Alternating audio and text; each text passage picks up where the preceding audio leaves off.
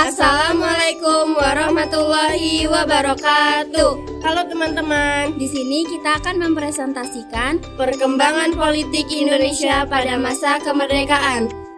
Agenda pada video ini adalah Introduce, yaitu perkenalan dan pembukaan, Learning Objective, yaitu tujuan pembelajaran, Material, yaitu pembahasan materi, Conclusion, yaitu kesimpulan, dan yang terakhir, Closing, yaitu penutupan.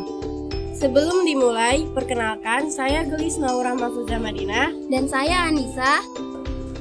Sebelum melanjutkan materi, mari kita mengetahui tujuan pembelajaran terlebih dahulu. Tujuan pembelajaran menjelaskan tentang 1. Republik Indonesia Serikat. 2. Kembali menjadi negara kesatuan Republik Indonesia. 3. Gangguan keamanan. 4. Kesimpulan. Perkembangan politik Indonesia pada masa kemerdekaan. A. Republik Indonesia Serikat. Sesuai hasil kesepakatan konferensi meja bundar bentuk negara kesatuan Republik Indonesia berubah menjadi Republik Indonesia Serikat atau RIS. Republik Indonesia Serikat berdiri pada tanggal 27 Desember 1949 dengan Undang-Undang Dasar sementara sebagai konstitusinya. Sesuai dengan isinya, konstitusi baru itu negara berbentuk federasi dan meliputi seluruh daerah Indonesia yang tergabung dalam federasi ini sebagai berikut. Negara bagian meliputi Negara Indonesia Timur, Negara Pasundan, Negara Jawa Timur, Negara Madura, Negara Sumatera Selatan, Negara Sumatera Timur, dan Republik Indonesia. Satuan-satuan kenegaraan meliputi Kalimantan Barat, Kalimantan Timur, Kalimantan Tenggara, Banjar, Dayak, Besar, Bangka, Belitung, Riau, dan Jawa Tengah. Daerah Swapraja meliputi kota Waringin, Sabang, dan Padang. Sistem pemerintahan RIS dipegang oleh Presiden dan Menteri-Menteri di bawah Perdana Menteri. Terpilih sebagai Presiden, RIS adalah I.R. Soekarno. Setelah ia menjadi calon tunggal dalam pemilihan Presiden, tanggal 15 Desember 1949. Sementara itu, Muhammad Hatta diangkat menjadi Perdana Menteri RIS pada tanggal 20 Desember 1949. B. Kembali menjadi Negara Kesatuan Republik Indonesia. Bentuk Negara Republik Indonesia Serikat atau RIS ternyata tidak sesuai dengan cita-cita kesatuan dan persatuan bangsa Indonesia. Oleh karena itu, muncul gerakan-gerakan untuk mengubah bentuk negara kembali menjadi Negara Kesatuan Republik Indonesia (NKRI).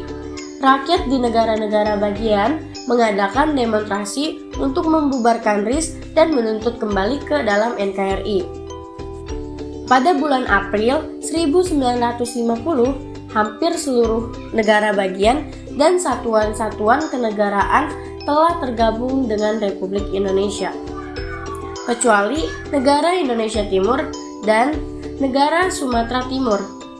Berkat pendekatan dan ajakan yang dilakukan, Negara Indonesia Timur dan Negara Sumatera Timur akhirnya menyatakan keinginannya untuk bergabung kembali ke dalam NKRI. Kedua, negara tersebut memberikan mandatnya kepada pemerintah RIS guna mengadakan pembicaraan mengenai pembentukan Negara Kesatuan dengan pemerintah RI pada 12 Mei 1950. Pada tanggal 19 Mei 1950 ditandatangani Piagam Persetujuan antara pemerintah RIS dan pemerintah RI. Piagam itu menyatakan kedua pihak akan bersama-sama melaksanakan pembentukan Negara Kesatuan. RIS pun bubar dan berganti menjadi Republik Indonesia pada tanggal 17 Agustus 1950. C. Gangguan keamanan. 1. Pemberontakan PKI Madiun 1948. Pemberontakan ini terjadi pada tanggal 18 September 1948 yang dipimpin oleh Musso. Tujuan dari pemberontakan ini adalah ingin mengganti dasar negara Pancasila dengan komunis serta ingin mendirikan Republik Indonesia Soviet. Pemberontakan PKI Madiun melakukan aksinya dengan menguasai seluruh Karesidenan Pati. 2. Pemberontakan DI dan TII, atau Darul Islam dan Tentara Islam Indonesia.